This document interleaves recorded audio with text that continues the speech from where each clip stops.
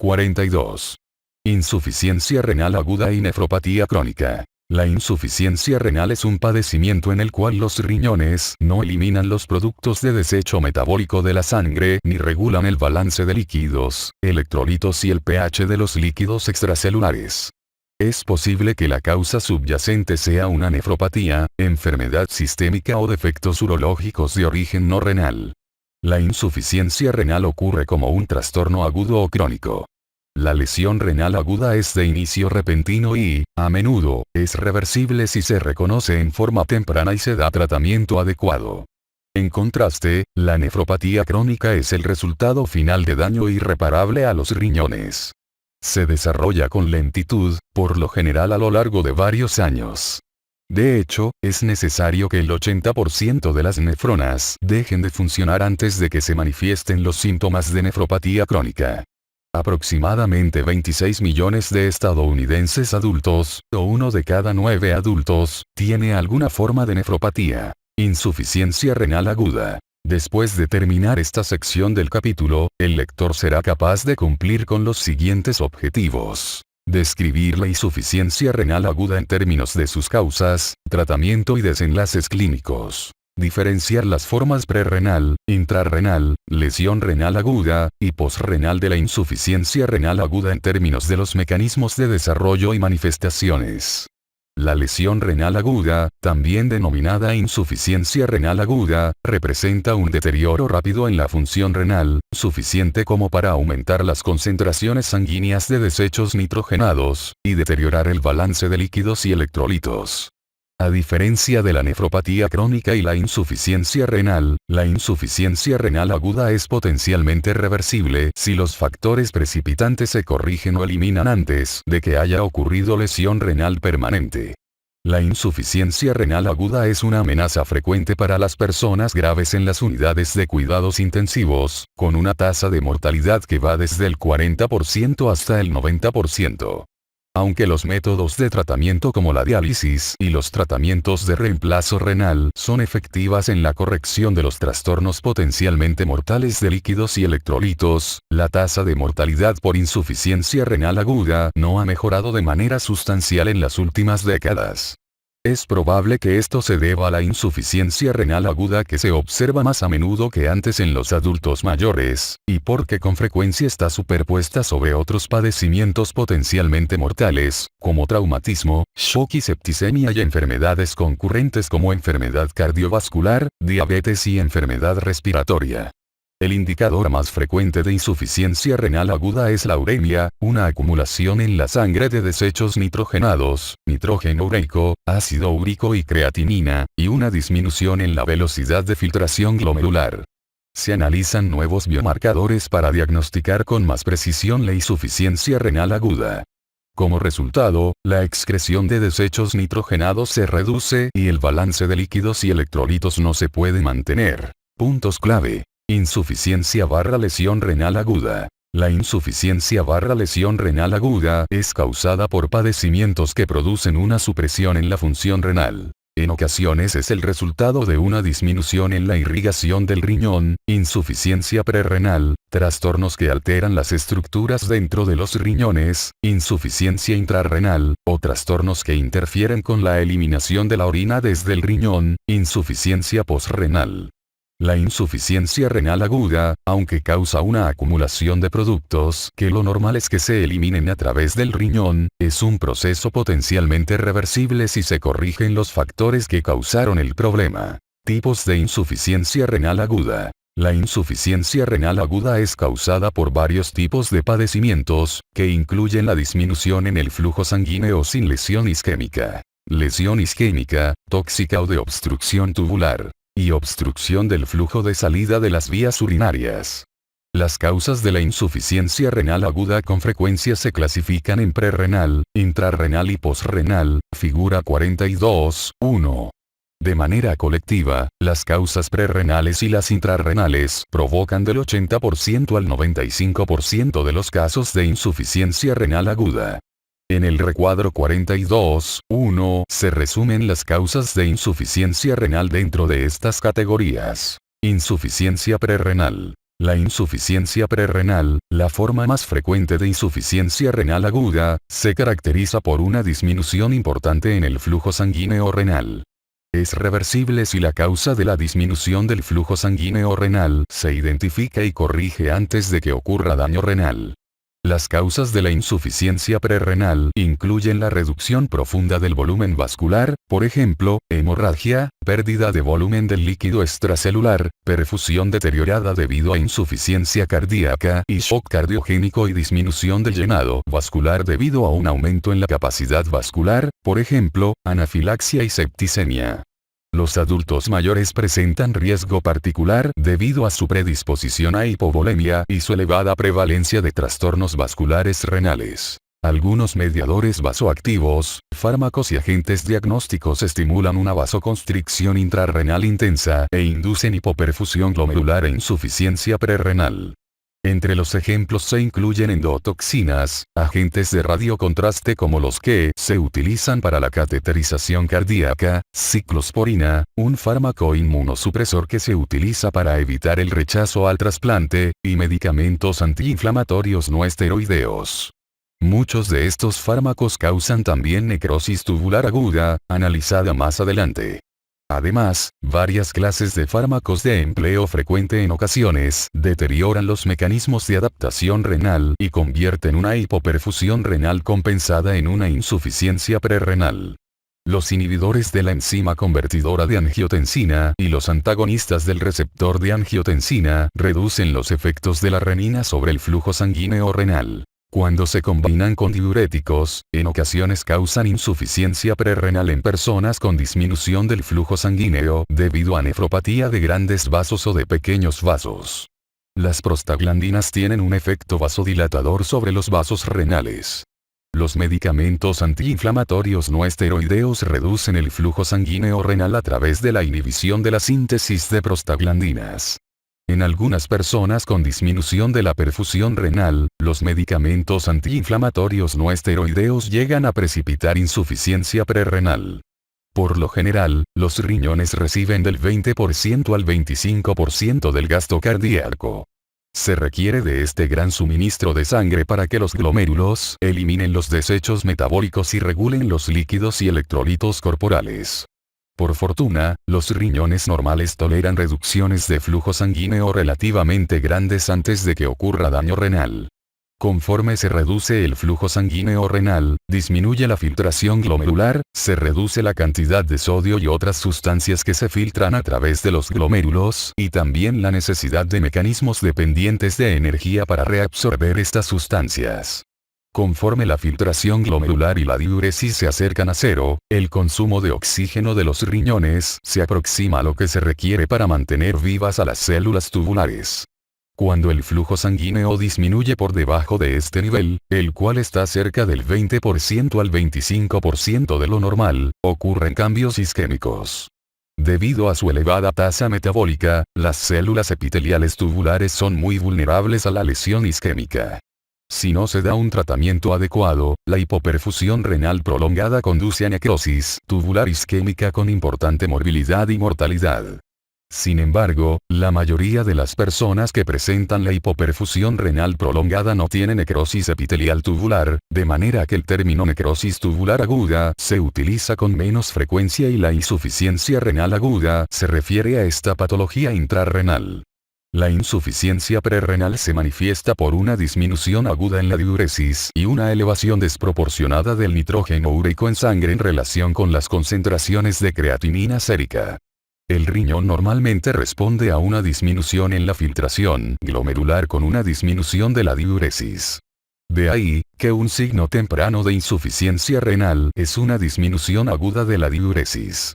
Una excreción de sodio fraccionada baja, menor de 1%, indica que la oliguria se debe a disminución de la perfusión renal y que las nefronas responden en forma adecuada al disminuir la excreción del sodio filtrado en un intento por conservar el volumen vascular.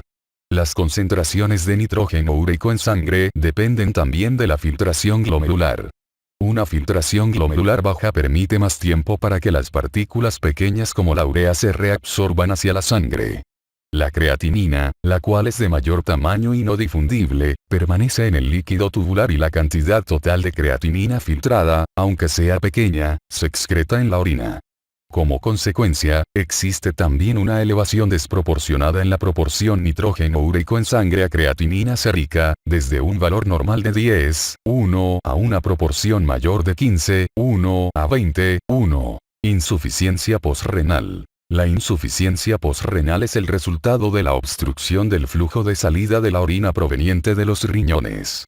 Es posible que la obstrucción ocurra en los uréteres, es decir, cálculos o estenosis, vejiga, es decir, tumores o vejiga neurogénica, o uretra, es decir, hiperplasia prostática. Debido al aumento de orina que no se excreta debido a la obstrucción, ocurre presión retrógrada a lo largo de los túbulos y nefronas, lo cual al final daña las nefronas.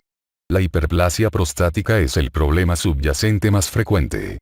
Debido a que ambos uréteres deben estar ocluidos para producir insuficiencia renal, la obstrucción de la vejiga rara vez causa insuficiencia renal aguda a menos que uno de los riñones ya esté dañado o la persona tenga solo un riñón. El tratamiento de la insuficiencia posrenal aguda consiste en tratar la causa subyacente de obstrucción de manera que se restablezca el flujo de orina antes de que ocurra un daño permanente en las nefronas. Insuficiencia renal intrarrenal o lesión renal aguda. La insuficiencia renal intrarrenal o lesión renal aguda, como se conoce ahora con más frecuencia, es provocada por padecimientos que causan daño a las estructuras dentro de los riñones. La etiología más frecuente de la insuficiencia renal aguda intrarrenal causa daño al parénquima en los glomérulos, vasos, túbulos o intersticio. Las principales causas de insuficiencia intrarrenal son isquemia relacionada con insuficiencia prerrenal, lesión de las estructuras tubulares de las nefronas y obstrucción intratubular. La glomerulonefritis aguda y la pielonefritis aguda son también causas intrarrenales de la insuficiencia renal aguda. La disminución de la filtración glomerular y la lesión epitelial se deben a muchas causas como vasoconstricción intrarrenal, disminución de la presión hidrostática en los glomérulos, cambios en el tono arterial por retroalimentación glomerulotubular, disminución de la permeabilidad capilar en los glomérulos, aumento de la presión hidrostática tubular secundaria a obstrucción y flujo retrógrado del filtrado glomerular hacia el intersticio. La lesión de las estructuras tubulares de la nefrona es la causa más frecuente y a menudo es de origen isquémico o tóxico. Lesión o necrosis tubular aguda. La lesión o necrosis tubular aguda se caracteriza por la destrucción de las células epiteliales tubulares con supresión aguda de la función renal, figura 42.2. Esta lesión aguda la causan una variedad de padecimientos que incluyen daño tubular agudo debido a isquemia, septicemia, efectos nefrotóxicos de fármacos, obstrucción tubular y toxinas por una infección masiva. Las células epiteliales tubulares son particularmente sensibles a la isquemia y también son vulnerables a las toxinas. La lesión tubular que ocurre con frecuencia es reversible. La necrosis tubular aguda isquémica o lesión tubular aguda ocurre con más frecuencia en personas que se someten a una cirugía mayor, hipovolemia grave o septicemia incontenible, traumatismo o quemaduras. La septicemia produce isquemia al provocar una combinación de vasodilatación sistémica e hipoperfusión intrarrenal. Además, la septicemia provoca la generación de toxinas que sensibilizan las células de los túbulos renales a los efectos dañinos de la isquemia. La necrosis tubular aguda, como complicación de traumatismos y quemaduras, es con frecuencia de origen multifactorial, resultado de efectos combinados de hipovolemia, mioglobinuria y otras toxinas liberadas desde el tejido dañado. Otra etiología de la lesión tubular aguda es aquella que presentan las personas con hemólisis debida a cardiopatía valvular y que tienen una prótesis valvular. Esta etiología es cada vez más frecuente. En contraste con la insuficiencia prerrenal, la filtración glomerular no mejora con el restablecimiento del flujo sanguíneo renal en la insuficiencia renal aguda causada por necrosis tubular aguda isquémica o lesión tubular aguda. La necrosis tubular aguda neurotóxica o lesión tubular aguda complica la administración de la exposición a muchos fármacos de estructura diversa y otros nefrotóxicos. Estos fármacos causan lesión tubular al inducir combinaciones variables de vasoconstricción renal, daño tubular directo o obstrucción intratubular. El riñón es particularmente vulnerable a la lesión neurotóxica debido a su rica irrigación sanguínea y la capacidad de acumular las toxinas hasta concentraciones altas en la porción medular del riñón. Los efectos tóxicos, los cuales causan cierta necrosis menor, por lo general están limitados al túbulo proximal. Asimismo, el riñón es un sitio importante para los procesos metabólicos que transforman fármacos relativamente inocuos en metabolitos tóxicos. Los agentes farmacológicos que son directamente tóxicos para el túbulo renal incluyen antimicrobianos como aminoglucósidos, por ejemplo, vancomicina, gentamicina, agentes quimioterapéuticos como cisplatino y agentes de radiocontraste. Varios factores contribuyen a la neurotoxicidad de los aminoglucósidos, que incluyen una disminución de la filtración glomerular, enfermedad renal preexistente, hipovolemia y administración concurrente de otros fármacos que tienen un efecto nefrotóxico. El cisplatino causa que en un tercio de los pacientes que toman incluso una sola dosis desarrollen nefropatía, se acumula en las células del túbulo proximal, induce lesión mitocondrial e inhibición de la actividad de la trifosfatasa de adenosina, así como el transporte de solutos. La neurotoxicidad inducida por los medios de radiocontraste se cree que es el resultado de toxicidad tubular directa e isquemia renal. El riesgo de daño renal causado por los medios de radiocontraste es más importante en los adultos mayores y en quienes tienen nefropatía preexistente, disminución de volumen, diabetes mellitus y exposición reciente a otros fármacos nefrotóxicos. La presencia de mioglobina, hemoglobina, ácido úrico, cadenas ligeras de mieloma o aumento del ácido úrico en la orina es la causa más frecuente de necrosis tubular aguda debida a obstrucción intratubular. La hemoglobinuria es provocada por reacciones a transfusión sanguínea y otras crisis hemolíticas. Los músculos cardíaco y esquelético contienen mioglobina, cuya función corresponde a la de la hemoglobina, ya que sirve como un reservorio de oxígeno en las fibras musculares. La mioglobina se encuentra normalmente en el suero o en la orina. La mioglobinuria con más frecuencia es el resultado de traumatismo muscular, aunque es posible que se deba a un esfuerzo extremo, hipertermia, septicemia, convulsiones prolongadas, disminución de potasio o fosfato y alcoholismo o abuso de drogas. Tanto la mioglobina como la hemoglobina cambian el color de la orina, la cual varía desde el color del té hasta rojo, pardo o negro. Los cilindros granulares de color pardo sucio y las células epiteliales en la orina se correlacionan con lesión tubular aguda, los cilindros de eritrocitos y la proteína en orina refleja glomerulonefritis, y los cilindros de leucocitos y piuria se relacionan con nefritis tubulointersticial aguda. La evolución clínica de la necrosis tubular aguda se divide en tres fases. 1. Inicio o fase inicial. 2. Fase de mantenimiento. 3. Fase de recuperación o convalecencia. El inicio o fase inicial, la cual tiene una duración de horas o días, es el tiempo desde el inicio del suceso precipitante, por ejemplo, fase isquémica de la insuficiencia prerrenal o exposición a la toxina, hasta que ocurre la lesión tubular. La fase de mantenimiento de la necrosis tubular aguda se caracteriza por una disminución importante en la filtración glomerular, que causa una retención repentina de metabolitos endógenos, como urea, potasio, sulfato y creatinina que normalmente se eliminan por los riñones. En este punto la diuresis es más baja. La retención de líquidos provoca edema, intoxicación por agua y congestión pulmonar. Si el periodo de oliguria se prolonga, con frecuencia se desarrolla hipertensión y con ella signos de uremia. Cuando se deja sin tratamiento, las manifestaciones neurológicas de la uremia progresan desde irritabilidad neuromuscular hasta convulsiones, somnolencia, coma y muerte. La hiperpotasemia suele ser asintomática hasta que las concentraciones del potasio en suero superan los 6 mequivalentes por litro a 6,5 mequivalentes por litro, punto en el cual se observan cambios electrocardiográficos característicos y síntomas de debilidad muscular. Antiguamente, la mayoría de las personas con necrosis tubular aguda presentaba oliguria. Durante las últimas décadas, ha aumentado la prevalencia de una forma de necrosis tubular aguda sin oliguria. Las personas con insuficiencia sin oliguria tienen niveles de filtración glomerular más altos y excretan más desechos nitrogenados, agua y electrolitos en la orina en comparación con las personas con insuficiencia renal aguda oligúrica.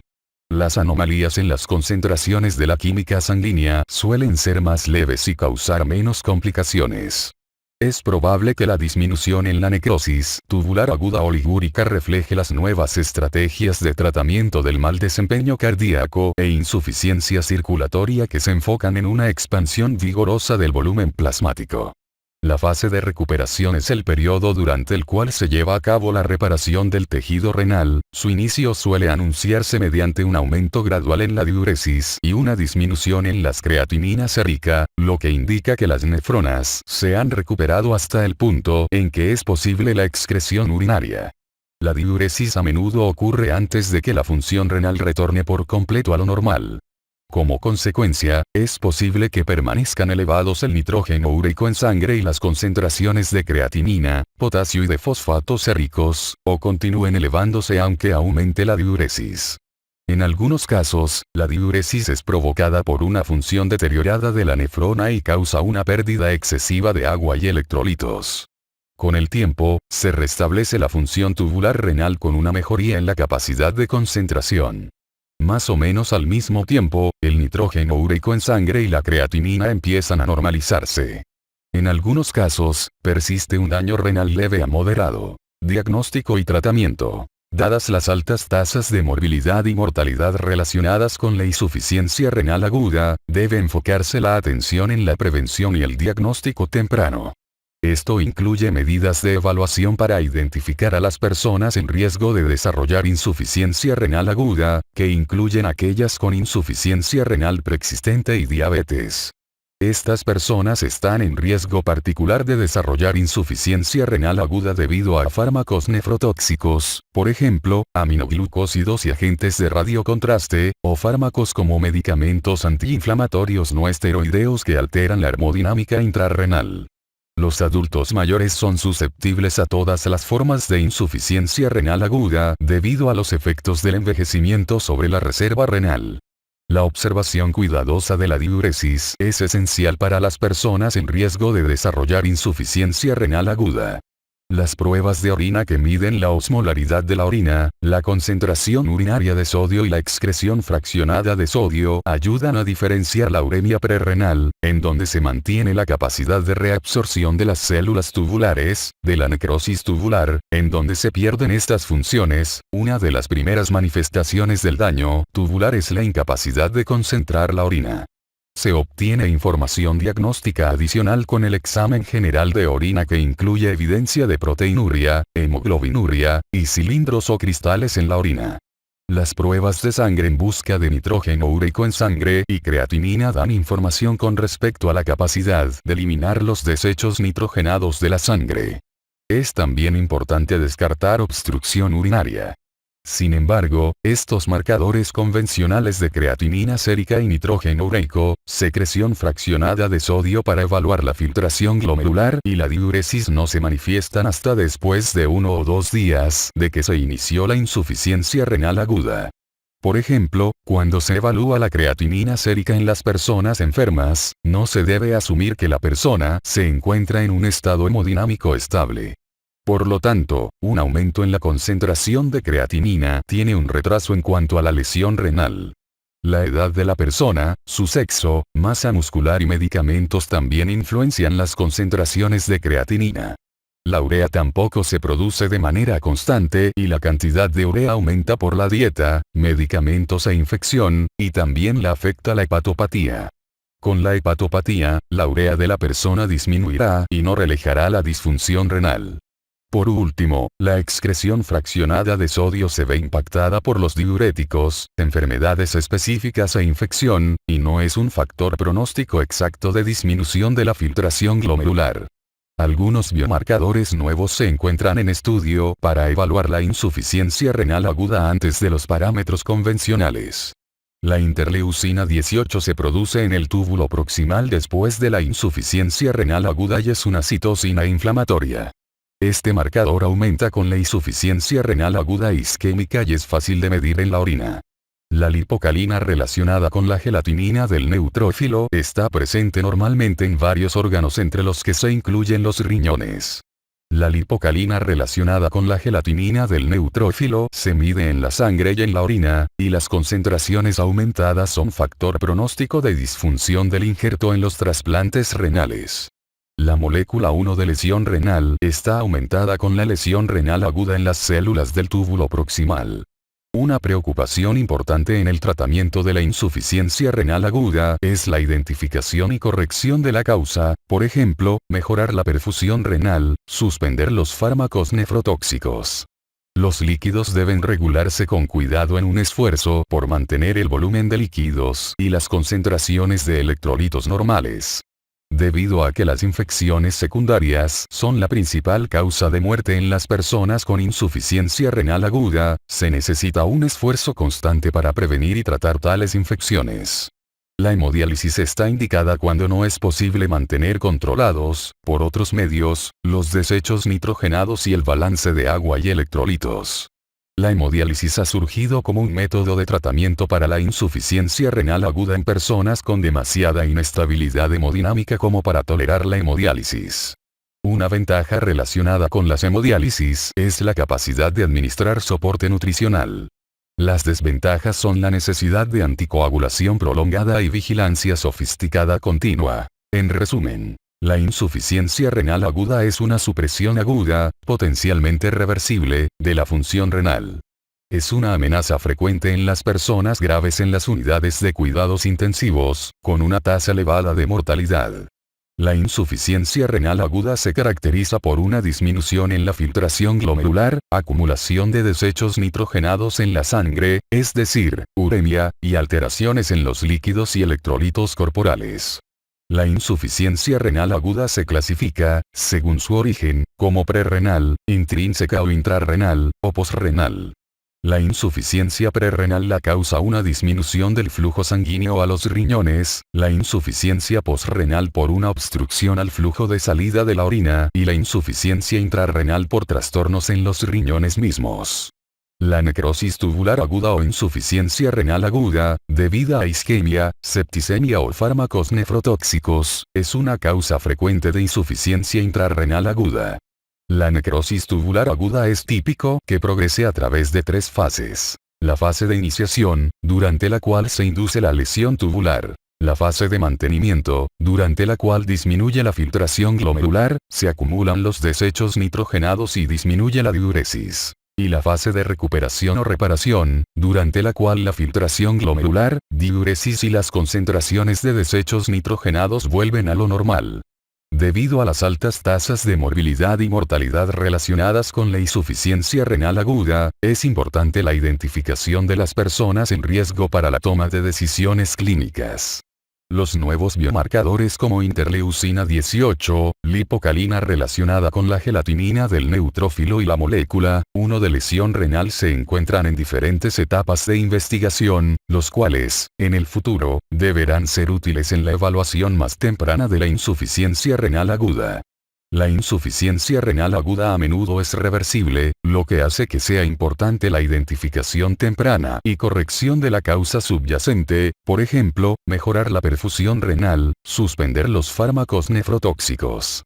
El tratamiento incluye la administración sensata de líquidos y hemodiálisis. Nefropatía crónica. Después de terminar esta sección del capítulo, el lector será capaz de cumplir con los siguientes objetivos. Enumerar las causas más frecuentes de nefropatía crónica. Explicar los mecanismos fisiológicos que subyacen los problemas frecuentes relacionados con la nefropatía crónica, que incluyen alteraciones en el balance de líquidos y electrolitos, y trastornos esqueléticos, hematológicos, cardiovasculares, del sistema inmunitario, neurológicos, de la piel y de la función sexual. Especificar las bases para las reacciones adversas por fármacos en las personas con nefropatía crónica. Mencionar las posibles complicaciones del trasplante renal. La nefropatía crónica es un problema mundial que afecta a personas de todas las edades, etnias y grupos socioeconómicos. La prevalencia e incidencia de la enfermedad, las cuales reflejan la de padecimientos como la diabetes, hipertensión y obesidad, van en aumento. Solo en Estados Unidos, más de 20 millones de personas, o 1 de cada 9 adultos padece de nefropatía crónica. Otros 20 millones de personas tienen un riesgo en aumento de desarrollar el trastorno. Definición y clasificación. En 2002, la Iniciativa para la Calidad de los Resultados de las Enfermedades Renales de la Fundación Nacional del Riñón publicó las directrices de la práctica clínica para nefropatía crónica. Los objetivos del grupo de trabajo que desarrolló las directrices fueron definir la nefropatía crónica y clasificar las etapas, para evaluar las medidas de laboratorio utilizadas para valorar la nefropatía, así como asociar el nivel de función renal con las complicaciones de la nefropatía crónica. Las directrices utilizan la filtración glomerular para clasificar la nefropatía crónica en 5 etapas, empezando con daño renal con filtración glomerular normal o elevada, progresando a nefropatía crónica y potencialmente hasta insuficiencia renal. Se anticipa que la detección temprana del daño renal, junto con la implementación de medidas agresivas para disminuir su progresión, retarden o prevengan el inicio de la insuficiencia renal. Según las directrices de la Fundación Nacional del Riñón, las personas con filtración glomerular de 60 a 89 ml por minuto por 1,73 metro cuadrado, corregida para el área de superficie corporal, sin daño renal se clasifican como filtración glomerular disminuida. La filtración glomerular disminuida son marcadores de daño renal reconocidos, ocurre en lactantes y adultos mayores, y suele considerarse normal para la edad. Otras causas de disminución crónica de filtración glomerular sin daño renal en adultos incluye la extirpación de un riñón, disminución del volumen del líquido extracelular y enfermedades sistémicas relacionadas con una reducción de la perfusión renal, como insuficiencia cardíaca y cirrosis. Incluso en esta etapa, existe a menudo una pérdida de la reserva renal característica. La nefropatía crónica se define como lesión renal o una filtración glomerular menor de 60 ml por minuto por 1,73 metro cuadrado durante 3 meses o más. La nefropatía crónica es el resultado de varios padecimientos que causan una pérdida permanente de nefronas, que incluyen diabetes, hipertensión, glomerulonefritis, lupus eritematoso sistémico y poliquistosis renal. Recuerda al señor Reteres presentado en el capítulo 38. Fue diagnosticado con enfermedad renal poliquística. Con este trastorno genético una persona manifiesta síntomas durante su cuarta década de vida. El señor Reteres tiene 45 años de edad. Su nefropatía crónica probablemente es menor a 60 ml por minuto, esto indica que está reteniendo desechos nitrogenados. Además, su nitrógeno úrico en sangre está en aumento, así como su creatinina, nitrógeno úrico en sangre igual 4, creatinina igual 2,0 a su ingreso a la sala de emergencias. Sus síntomas son debido a la nefropatía crónica. La hipertensión y la nefropatía diabética son las dos principales causas de nefropatía crónica en Estados Unidos. Las directrices de la práctica de la Fundación Nacional del Riñón definen insuficiencia renal como 1. Una filtración glomerular menor de 15 ml por minuto por 1,73 metro cuadrado, por lo general acompañada de la mayoría de los signos y síntomas de uremia, o 2. La necesidad de iniciar el tratamiento de reemplazo renal, diálisis o trasplante. Estas directrices señalan que la insuficiencia renal no es sinónimo de nefropatía terminal. Sin importar la causa, la nefropatía crónica representa una pérdida de las nefronas funcionales con un deterioro progresivo de la filtración glomerular, capacidad de reabsorción tubular y funciones endocrinas de los riñones, figura 42.3. Todas las formas de nefropatía crónica se caracterizan por una reducción en la filtración glomerular, lo que refleja una reducción correspondiente en el número de nefronas funcionales. La velocidad de destrucción de las nefronas difiere de un caso a otro y va desde varios meses hasta muchos años. Lo típico es que los signos y síntomas de la nefropatía crónica ocurran en forma gradual y no se hagan evidentes hasta que la enfermedad esté muy avanzada. Esto se debe a la asombrosa capacidad de compensación de los riñones. Conforme se destruyen las estructuras renales, las nefronas restantes sufren hipertrofia estructural y funcional, cada una aumentando su función como un medio de compensar las que se han perdido. En el proceso, cada nefrona restante debe filtrar más partículas de solutos desde la sangre.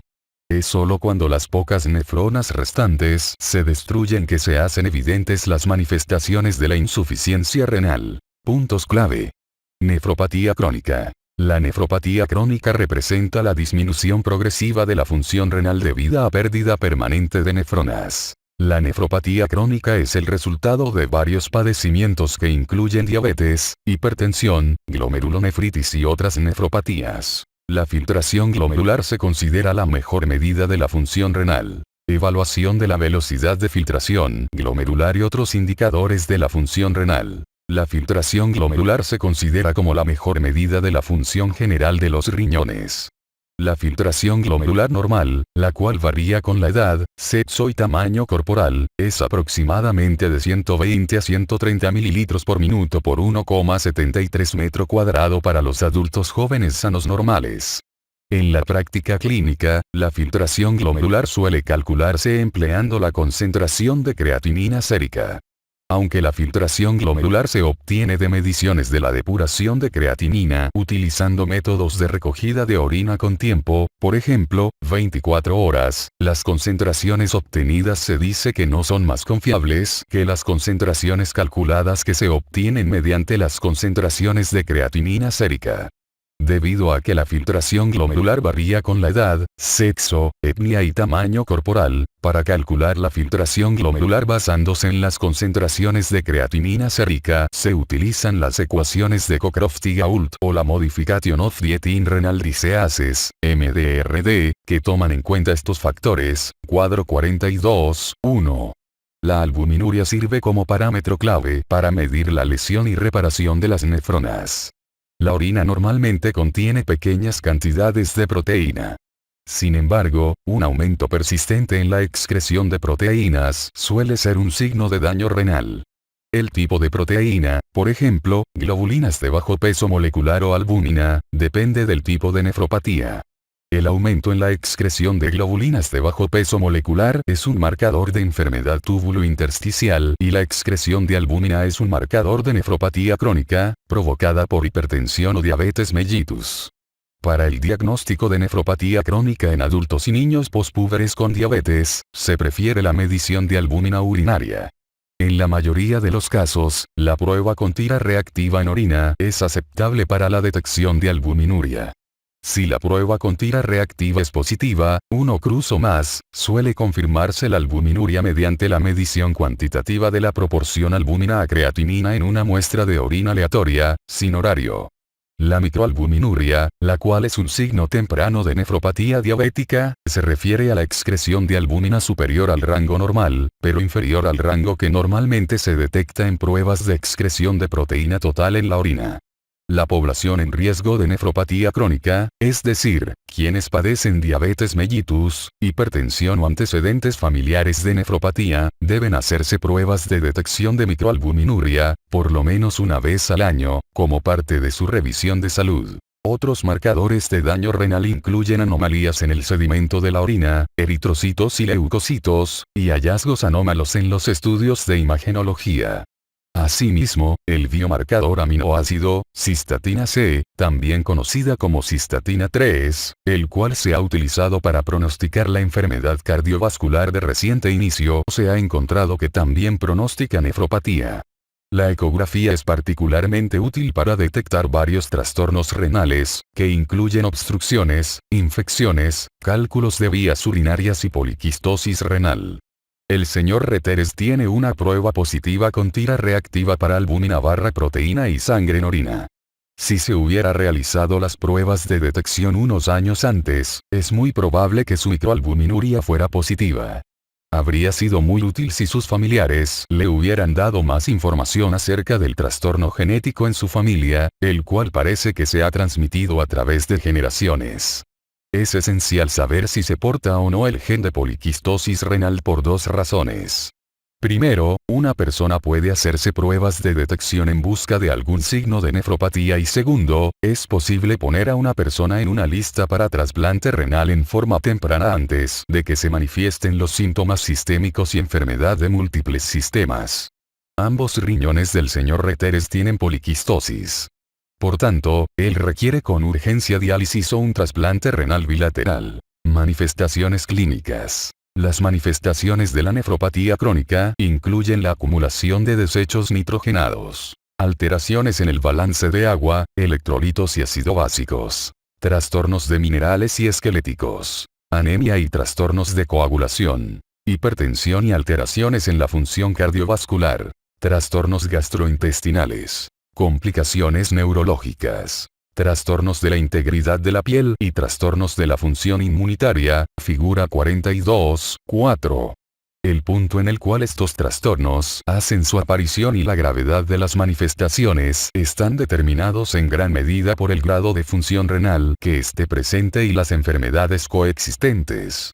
Muchos de ellos hacen su aparición antes de que la filtración glomerular llegue a la etapa de insuficiencia renal. Acumulación de desechos nitrogenados. La acumulación en la sangre de desechos nitrogenados o uremia, es un signo temprano de insuficiencia renal, la que suele ocurrir antes de que otros síntomas se hagan evidentes. La urea es uno de los primeros desechos nitrogenados que se acumula en la sangre y la concentración del nitrógeno úrico en sangre es cada vez más elevada conforme progresa la nefropatía crónica. La concentración normal de urea en el plasma es de alrededor de 20 miligramos por decilitro. En la insuficiencia renal, esta concentración llega a elevarse hasta 800 miligramos por decilitro. La creatinina, un subproducto del metabolismo muscular, se filtra libremente en el glomérulo y no se reabsorbe en los túbulos renales. Se produce a una velocidad relativamente constante y casi la totalidad de la creatinina que se filtra en el glomérulo se elimina en la orina en vez de que se reabsorba hacia la sangre. Por ello, la creatinina sérica se utiliza como un método indirecto para valorar la filtración glomerular y el grado de daño renal que ha ocurrido en la nefropatía crónica. La uremia, que literalmente significa orina en la sangre, es el término que se utiliza para describir las manifestaciones de la insuficiencia renal. Hasta que se han destruido por lo menos 2/3 partes de las nefronas, se presentan pocos síntomas de uremia. La uremia difiere de la hiperazoemia, la cual solo indica la acumulación de desechos nitrogenados en la sangre y en ocasiones es asintomática.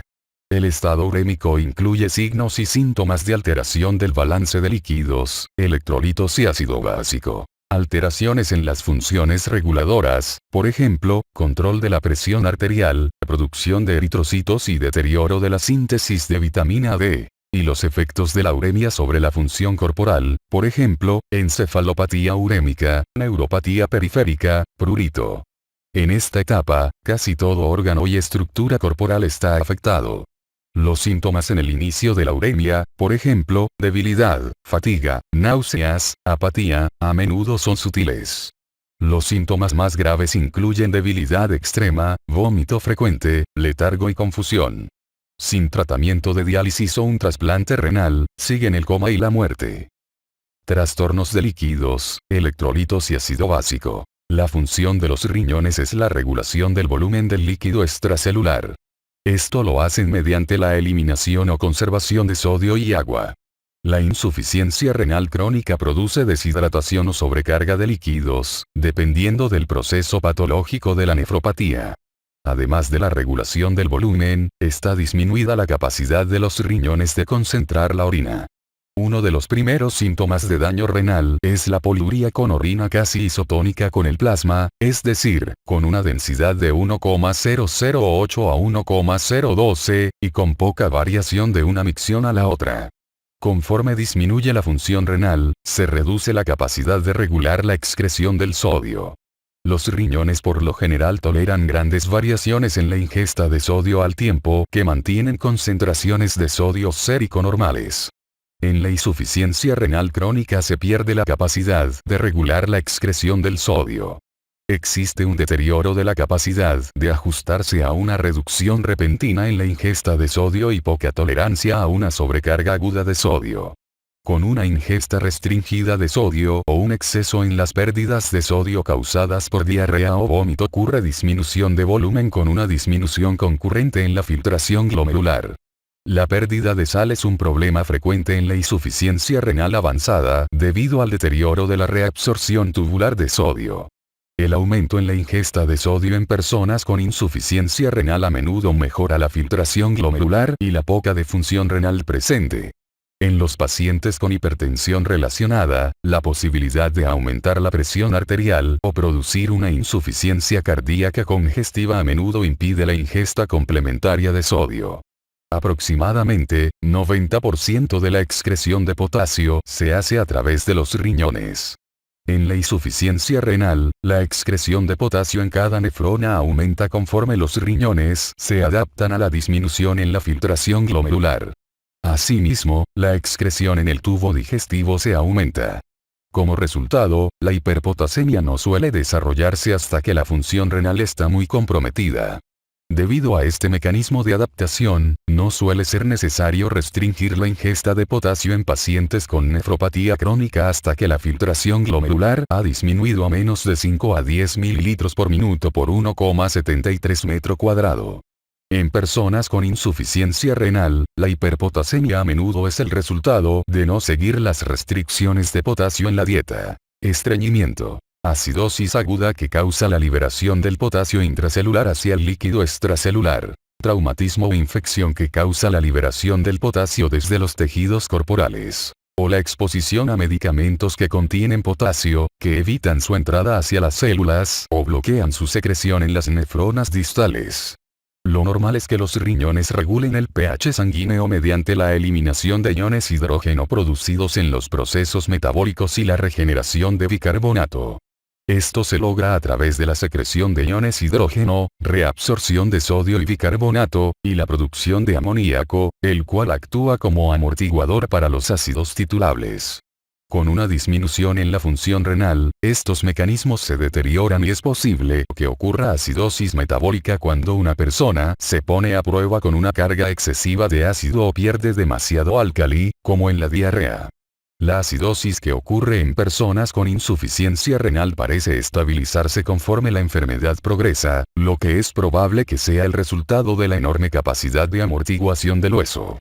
Sin embargo, se cree que la acción amortiguadora aumenta la resorción ósea y contribuye a los trastornos esqueléticos que ocurren en las personas con nefropatía crónica. Trastornos del metabolismo del calcio y fósforo, y osteopatía. Las anomalías del metabolismo del calcio y fósforo ocurren al principio de la nefropatía crónica. La regulación de las concentraciones de fosfato sérico requiere de la excreción urinaria diaria de una cantidad igual a la ingerida en la dieta. Con el deterioro de la función renal se afecta la excreción del fosfato y como resultado se elevan las concentraciones de fosfato. Al mismo tiempo disminuyen las concentraciones del calcio sérico ya que están reguladas inversamente en relación con las concentraciones del fosfato sérico. El decremento en el calcio sérico, a su vez, estimula la liberación de la hormona paratiroidea, con un aumento resultante en la resorción de calcio del hueso. Aunque las concentraciones séricas de calcio se mantienen a través del aumento de la función de la hormona paratiroidea, este ajuste se logra a expensas del sistema esquelético y otros órganos corporales. En la nefropatía crónica también se deteriora la síntesis de vitamina D. Los riñones regulan la actividad de la vitamina D al convertir la forma inactiva de vitamina D25 o vitamina D3 a calcitriol 1,25 o vitamina D3, la forma activa de la vitamina D. Se sabe que el calcitriol tiene un efecto supresor directo sobre la producción de hormona paratiroidea. Por lo tanto, las concentraciones reducidas de calcitriol causan concentraciones elevadas de hormona paratiroidea. Asimismo, la reducción de las concentraciones de calcitriol conduce a un deterioro en la absorción de calcio desde el tubo digestivo. La vitamina D regula también la diferenciación del osteoblasto, con lo que se afecta el reemplazo óseo. La mayoría de las personas con nefropatía crónica desarrolla un hiperparatiroidismo secundario, que es resultado de la estimulación crónica de las glándulas paratiroides. Durante las últimas 2 a 3 décadas, el principal marcador bioquímico para el diagnóstico de nefropatía crónica ha sido la medición de la función de la hormona paratiroidea utilizando una técnica inmunorreactiva denominada hormona paratiroidea intacta. Trastornos esqueléticos. El término osteodistrofia renal o trastorno mineral y óseo de la nefropatía crónica se utiliza para describir las complicaciones esqueléticas de la nefropatía crónica. Los cambios esqueléticos que ocurren con la nefropatía crónica se han dividido en 2 principales tipos de trastornos. Osteodistrofia de recambio óseo alto y osteodistrofia de recambio óseo bajo. Algunas personas tienen predominio de un tipo de trastorno óseo, mientras que otras tienen un tipo de osteopatía mixta. Inherente a ambos estados se encuentra la reabsorción anómala y la remodelación defectuosa del hueso. En las etapas tempranas de la nefropatía crónica, etapa 2, en ocasiones se observan formas leves de metabolismo óseo defectuoso, y se hacen más graves conforme se deteriora la función renal como en la etapa 5. La osteodistrofia de recambio óseo alto, en ocasiones denominada osteitis fibrosa, se caracteriza por un aumento en la resorción y formación ósea, con predominio de la resorción ósea. El trastorno está relacionado con hiperparatiroidismo secundario, alteración del metabolismo de la vitamina D, junto con una resistencia a la acción de la vitamina D, y deterioro de la regulación de los factores de crecimiento e inhibidores producidos localmente. Existe un aumento en el número y actividad tanto de los osteoblastos como de los osteoclastos. Aunque los osteoblastos producen grandes cantidades de matriz ósea, la mineralización no puede mantener el paso, y existe una disminución en la densidad ósea y la formación de hueso poroso y de fibras gruesas. El hueso cortical se afecta más que el hueso esponjoso. La fibrosis de la médula ósea es otro componente de la osteitis fibrosa. Ocurre en áreas de aumento de actividad de las células óseas. En las etapas avanzadas del trastorno se desarrollan quistes en el hueso, un padecimiento denominado osteitis fibrosa quística. La osteodistrofia de recambio óseo bajo se caracteriza por una disminución en el número de osteoblastos y un número bajo reducido de osteoclastos, una tasa de recambio óseo baja y una acumulación de matriz ósea no mineralizada. Existen dos formas de osteodistrofia de recambio óseo bajo: osteomalacia y osteodistrofia adinámica. La osteomalacia se caracteriza por una formación lenta de hueso y defectos en la mineralización ósea, lo cual tal vez lo causa la insuficiencia de vitamina D, exceso de depósitos de aluminio y acidosis metabólica. Se cree que esta última tiene un efecto directo en la actividad tanto osteoblástica como osteoclástica, así como en el proceso de mineralización, al disminuir la disponibilidad del fosfato trivalente. Hasta la década de los 80, la osteomalacia observada en la nefropatía crónica era producto principalmente de intoxicación por aluminio. Esta causa disminución y mineralización defectuosa del hueso por los osteoblastos existentes y la inhibición más prolongada de la diferenciación de los osteoblastos. Durante las décadas de los 70 y 80, se descubrió que la acumulación del aluminio proveniente del agua utilizada en la diálisis y las sales de aluminio utilizadas como fijadores de fosfato causaron osteomalacia y enfermedad ósea adinámica. Este descubrimiento condujo a un cambio en la composición de las soluciones para diálisis y la sustitución de las sales de aluminio por carbonato de calcio como fijadores de fosfato. Como resultado, ha disminuido la prevalencia de osteomalacia en las personas con nefropatía crónica. El segundo tipo de osteodistrofia de recambio ósea bajo, la osteodistrofia adinámica, se caracteriza por un bajo número de osteoblastos, con una cantidad normal o disminuida de osteoclastos. Ahora se reconoce que es tan frecuente como la osteodistrofia de recambio óseo alto y es especialmente frecuente en las personas con diabetes. La osteopatía adinámica se caracteriza por un volumen y mineralización óseos reducidos que son el resultado, en parte, de una supresión excesiva de la producción de hormona paratiroidea con calcitriol. Sin importar la causa de las anomalías esqueléticas en la nefropatía crónica, la osteopatía conduce a dolor a la palpación de los huesos y debilidad muscular. Las fracturas óseas complican los tipos de osteopatía de recambio tanto alto como bajo. Sin embargo, ahora se reconoce que las personas con osteopatía adinámica tienen una mayor predisposición a fracturas que quienes tienen osteitis fibrosa quística. Sin embargo, en esta última, a menudo coexiste la debilidad de músculos proximales relacionada con la hormona paratiroidea en las extremidades inferiores, lo que da origen a anomalías en la deambulación y dificulta levantarse de una silla o subir escaleras. Es importante el tratamiento temprano de la hiperfosfatemia y la hipocalcemia para prevenir o hacer más lento el desarrollo de complicaciones esqueléticas. Los productos lácteos y otros alimentos con alto contenido de fósforo están restringidos en la dieta. Los antiácidos fijadores de fosfato, sales de aluminio, carbonato de calcio o acetato de calcio, se prescriben para disminuir la absorción de fosfato desde el tubo digestivo. Los fijadores de fosfato que contienen calcio en ocasiones conducen a hipercalcemia, con lo que se empeora la calcificación de tejidos blandos, en especial en las personas que reciben tratamiento con vitamina D. Los antiácidos que contienen aluminio contribuyen al desarrollo de la osteodistrofia o el trastorno mineral y óseo de la nefropatía crónica. A menudo se utilizan formas farmacológicas activadas de la vitamina D, por ejemplo, calcitriol, para aumentar las concentraciones de calcio sérico y, por lo menos en parte, revertir el hiperparatiroidismo secundario y la osteitis fibrosa que ocurren con la nefropatía crónica. Aunque el calcitriol es efectivo para controlar la sobreproducción de hormona paratiroidea, sus efectos estimuladores de la absorción intestinal del calcio y el fósforo, junto con sus efectos supresores del recambio óseo, predispone a la hipercalcemia e hiperfosfatemia, así como a un aumento en el producto calcio-fosfato. La hipercalcemia y un producto calcio-fosfato elevado aumentan el riesgo de calcificación metastásica, una complicación relacionada con disfunción cardíaca y muerte. La osteodistrofia y nefropatía renal son más que una disfunción ósea esquelética, ya que las personas con este padecimiento tienen también un mayor riesgo cardiovascular y se ha encontrado que tienen hipertrofia ventricular izquierda y rigidez arterial secundaria a la calcificación vascular. El hiperparatiroidismo secundario en la nefropatía crónica se trata también mediante la activación del receptor que percibe el calcio en la glándula paratiroides con medicamentos como el fármaco calciomimético Cinacalcet.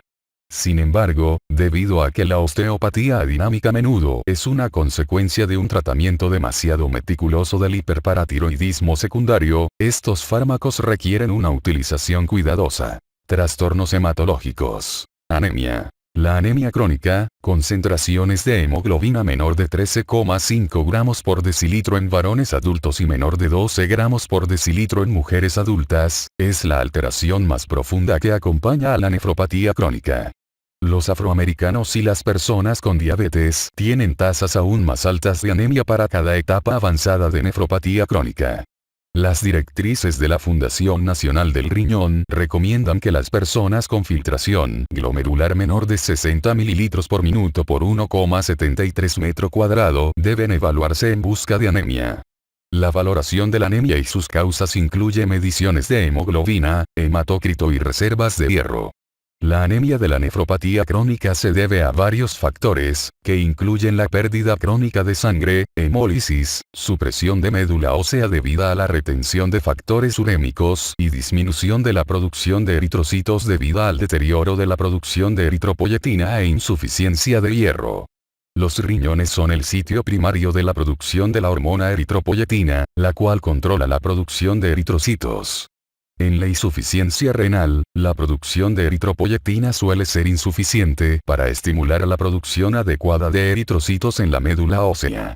Entre las causas de insuficiencia de hierro en personas con nefropatía crónica están la anorexia y restricciones dietéticas que limitan la ingesta, así como la pérdida de sangre que ocurre durante la diálisis. Cuando no se da tratamiento, la anemia causa o contribuye a la debilidad, fatiga, depresión, insomnio y disminución de la función cognitiva. Existe también una creciente inquietud acerca de los efectos fisiológicos de la anemia sobre la función cardiovascular. La anemia de la insuficiencia renal produce una disminución de la viscosidad sanguínea y un aumento compensador en la frecuencia cardíaca. La disminución de la viscosidad sanguínea también exacerba la vasodilatación periférica y contribuye a una disminución de la resistencia vascular. El gasto cardíaco aumenta en una manera compensadora para mantener la perfusión tisular.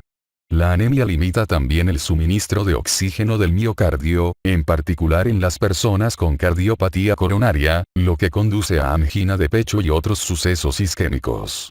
El señor Reteres tiene fatiga intensa, que es probable que se deba a un hematócrito y hemoglobina bajos secundarios a su nefropatía crónica, la cual ocurrió debido a su poliquistosis renal. Esta es anemia de enfermedad crónica. Es muy probable que al señor Reteres se le prescriba un complemento con eritropoyetina para ayudar en la estimulación de la médula ósea para que produzca más eritrocitos. Su médico de atención primaria lo revisará con cuidado en busca de signos de enfermedad cardiovascular y manejará también su hipertensión, debido a que su presión arterial es de 145/92 y su pulso es de 92. Se realizó un avance significativo en el manejo farmacológico de la nefropatía crónica, cuando se dispuso de la eritropoyetina humana recombinante en 1989 para ayudar a mantener los niveles de hematócrito en las personas con insuficiencia renal. Hace 3 años se introdujo una proteína estimulante de la eritropoiesis con una vida media prolongada para el tratamiento de la anemia en la nefropatía crónica. Es la darbepoetina alfa, un análogo hiperglucosilado de la eritropoyetina humana recombinante. Sin embargo, la evidencia indica que no es más efectiva y es más cara para las personas con nefropatía crónica en diálisis que la epoetina alfa. Los beneficios secundarios de dar tratamiento para la anemia con eritropoyetina humana recombinante, que antes se atribuían a la corrección de la uremia, incluyen una mejoría en el apetito, nivel de energía, función sexual, color de la piel, y crecimiento del cabello y las uñas, así como una reducción de la intolerancia al frío. Debido a que ha ocurrido un empeoramiento de la hipertensión y convulsiones cuando el hematócrito se eleva demasiado rápido, son necesarias mediciones frecuentes del hematócrito. Además, los investigadores en la actualidad se cuestionan si los agentes estimulantes de la eritropoyetina son tan efectivos como se pensaba o si en realidad son tóxicos. Se necesita más evidencia para validar si deben o no utilizarse los agentes estimulantes de la eritropoyetina. Coagulopatías. Los trastornos de sangrado se manifiestan como epistaxis, hemorragia, sangrado gastrointestinal y formación de quimosis en la piel y tejidos subcutáneos. Aunque la producción de plaquetas es normal en la nefropatía crónica, la función de las plaquetas está deteriorada. La función de coagulación mejora con la diálisis, mas no se normaliza por completo, lo que indica que la uremia contribuye al problema. Las personas con nefropatía crónica tienen también una mayor susceptibilidad a trastornos trombóticos, trastornos cardiovasculares. La tasa general de mortalidad por enfermedad cardiovascular en las personas con nefropatía crónica es muchas veces mayor que la de la población general. Incluso después de estratificar por edad, la incidencia de enfermedades cardiovasculares sigue siendo 10 a 20 veces mayor en personas con nefropatía crónica que en la población general. Hipertensión. La hipertensión es una manifestación temprana de la nefropatía crónica. Los mecanismos que producen hipertensión en la nefropatía crónica son multifactoriales.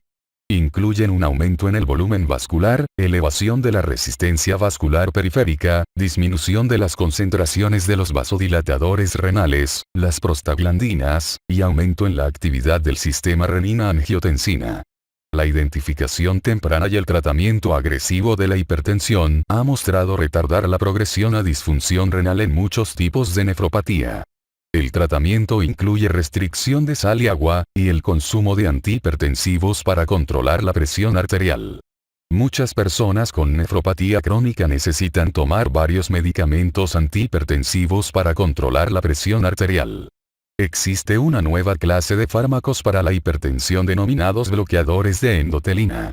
Estos fármacos están en estudio en personas con hipertensión difícil de manejar. Cardiopatía. El espectro de la enfermedad cardiovascular debida a nefropatía crónica incluye hipertrofia ventricular izquierda y cardiopatía isquémica. Las personas con nefropatía crónica tienden a tener un aumento en la prevalencia de disfunción ventricular izquierda, tanto con depresión de la fracción de eyección ventricular izquierda como en la disfunción sistólica, como el llenado ventricular insuficiente, como en la insuficiencia diastólica. Múltiples factores conducen al desarrollo de la disfunción ventricular izquierda, que incluyen sobrecarga de líquido extracelular, derivación de la sangre a través de una fístula arteriovenosa para la diálisis y anemia. Esta última, en particular, se ha correlacionado con la presencia de hipertrofia ventricular izquierda.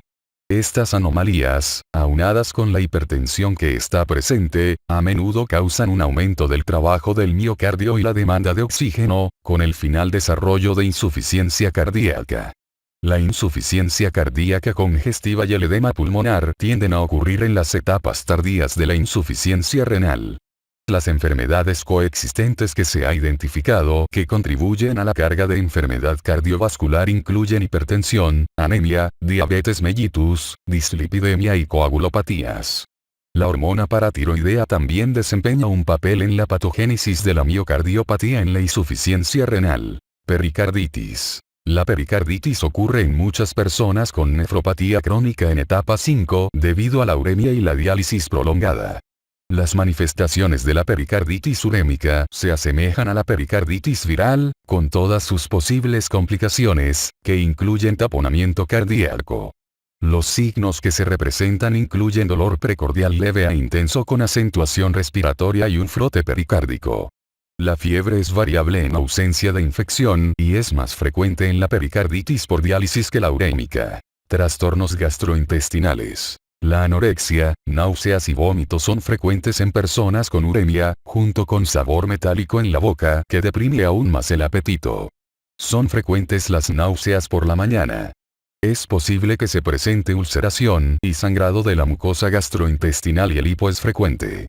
Una posible causa de náuseas y vómito es la descomposición de la urea por la flora intestinal, lo que provoca una elevada concentración de amoníaco. La hormona paratiroidea aumenta la secreción gástrica y contribuye a problemas gastrointestinales.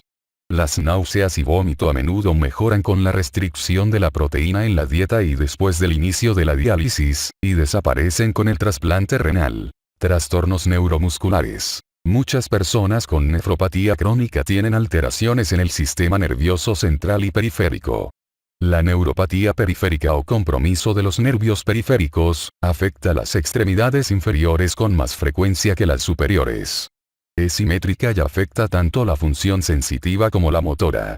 Es posible que las toxinas urémicas causen atrofia y desmielinización de las fibras nerviosas, lo que provoca la neuropatía. El síndrome de piernas inquietas es una manifestación de compromiso de los nervios periféricos y se observa hasta en 2/3 de los pacientes en diálisis. Este síndrome se caracteriza por sensaciones de hormigueo, punzadas y cosquilleo, que lo típico es que sean más intensas en reposo. Se obtiene alivio temporal al mover las piernas. Una sensación de ardor en los pies, que va seguida de debilidad muscular y atrofia, es una manifestación de uremia. Los trastornos del sistema nervioso central en la uremia son similares a los causados por otros trastornos metabólicos y tóxicos. En ocasiones denominada encefalopatía urémica, esta patología no se comprende del todo y es el resultado, por lo menos en parte, de un aumento de los ácidos orgánicos tóxicos que alteran la función neural. Contribuyen también las anomalías electrolíticas, como cambios en el sodio. Las manifestaciones se relacionan más con el progreso del trastorno urémico que con la concentración de productos metabólicos. Las reducciones en el estado de alerta y vigilia son las indicaciones más tempranas y significativas de la encefalopatía urémica. Estas a menudo van seguidas de una incapacidad de fijar la atención, pérdida de memoria reciente y errores de percepción en la identificación de personas y objetos. Ocurren delirios y coma en forma tardía en el curso de la enfermedad. Las convulsiones son el acontecimiento preterminal. Los trastornos en la función motora acompañan con frecuencia a las manifestaciones neurológicas de la encefalopatía urémica. Durante las etapas tempranas, a menudo existe dificultad para realizar movimientos finos de las extremidades. La marcha se vuelve inestable y torpe, con temblor en los movimientos. Conforme progresa la enfermedad ocurre la asterixis, movimientos de dorsiflexión de manos y pies. Esta se provoca al pedir a la persona que coloque los brazos en hiperextensión de codos y muñecas con los dedos abiertos. Si está presente asterixis, esta posición causa aleteo de los dedos de un lado al otro. Función inmunitaria alterada. La infección es una complicación frecuente y causa de hospitalización y muerte en las personas con insuficiencia renal. Las anomalías inmunitarias disminuyen la eficiencia de la respuesta inmunitaria a la infección. Todos los aspectos de la inflamación y función inmunitaria se ven afectados en forma adversa por las altas concentraciones de urea y desechos metabólicos, que incluyen una disminución del recuento de granulocitos, deterioro de la inmunidad humoral y celular, y una función defectuosa de los fagocitos. La respuesta inflamatoria aguda y la hipersensibilidad de tipo tardío están deterioradas. Aunque las personas con nefropatía crónica tienen respuestas humorales normales a las vacunas, es posible que se requiera de un programa de inmunización más agresivo. Es posible que también estén afectadas las barreras de piel y mucosas contra la infección. En las personas que se mantienen con diálisis, los dispositivos de acceso vascular son puertas de entrada frecuentes para los patógenos. Muchas personas con nefropatía crónica no tienen una reacción febril con la infección, lo que dificulta más el diagnóstico. Trastornos de la integridad de la piel. Las manifestaciones de la piel son frecuentes en las personas con nefropatía crónica. La piel a menudo está pálida debido a la anemia y en ocasiones tiene un tinte cetrino, amarillo parduzco. La piel y membranas mucosas están a menudo secas y es frecuente las equimosis subcutáneas. La sequedad de la piel o xerosis la causa una reducción de la sudoración debida a la disminución del tamaño de las glándulas sudoríparas y la disminución de la actividad de las glándulas sebáceas. Es frecuente el prurito, provocado por las concentraciones elevadas de fosfato sérico y el desarrollo de cristales de fosfato que se presentan con el hiperparatiroidismo. El rascado intenso y las repetidas punciones con agujas, en especial con la hemodiálisis, ocasiona la pérdida de la integridad de la piel y aumenta el riesgo de infección. En las etapas avanzadas de la insuficiencia renal no tratada, se precipitan cristales de urea en la piel como resultado de su elevada concentración en los líquidos corporales. Las uñas también se vuelven delgadas y frágiles. Disfunción sexual. No está del todo clara la causa de la disfunción sexual en varones y mujeres con nefropatía crónica. Es probable que la causa sea multifactorial y la consecuencia de las altas concentraciones de toxinas urémicas, neuropatía, función endocrina alterada, factores psicológicos y medicamentos, por ejemplo, medicamentos antihipertensivos. Las alteraciones en las respuestas sexuales fisiológicas, capacidad reproductora y la libido son frecuentes. En muchos varones en diálisis ocurre impotencia. Son frecuentes los desarreglos de las hormonas hipofisarias y gonadales, como disminución en las concentraciones de testosterona y aumentos en la concentración de prolactina y hormona luteinizante, y causan disfunción eréctil y disminución del recuento de espermatocitos. Es posible que la pérdida de la libido se deba a la anemia crónica y a la disminución de las concentraciones de testosterona. Se han utilizado varios fármacos, como testosterona exógena y bromocriptina, en un intento de normalizar las concentraciones de las hormonas. En pequeños estudios el citrato de sildenafil ha mostrado ser efectivo y seguro en las personas en hemodiálisis a largo plazo. La función sexual deteriorada en las mujeres se manifiesta por concentraciones anómalas de progesterona, hormona luteinizante y prolactina. Se han descrito hipofertilidad, anomalías menstruales, disminución de la lubricación vaginal y diversos problemas orgásmicos. Eliminación de fármacos. Los riñones son los responsables de la eliminación de muchos fármacos y sus metabolitos. La nefropatía crónica y su tratamiento interfiere con la absorción, distribución y eliminación de los fármacos. La administración de grandes cantidades de antiácidos fijadores de fosfato para controlar la hiperfosfatemia y la hipocalcemia en los pacientes con insuficiencia renal avanzada interfiere con la absorción de algunos fármacos. Muchos fármacos se fijan a proteínas plasmáticas, como la albúmina, para su transporte dentro del cuerpo. La porción no fijada del fármaco está disponible para actuar en los diversos sitios receptores y está libre para ser metabolizada. Una disminución en las proteínas plasmáticas, la albúmina en particular, que ocurre en muchas personas con nefropatía crónica, da como resultado una menor cantidad de fármaco unido a proteína y una mayor cantidad del fármaco libre. En el proceso de metabolismo, algunos medicamentos forman metabolitos intermedios que son tóxicos si no se eliminan. Algunas vías de metabolismo de fármaco como la hidrólisis, se hacen más lentas con la uremia. En las personas con diabetes, por ejemplo, los requerimientos de insulina se reducen cuando se deteriora la función renal. La disminución de la eliminación por los riñones permite que los fármacos o sus metabolitos se acumulen en el cuerpo y se requiere ajustar las dosis de los fármacos.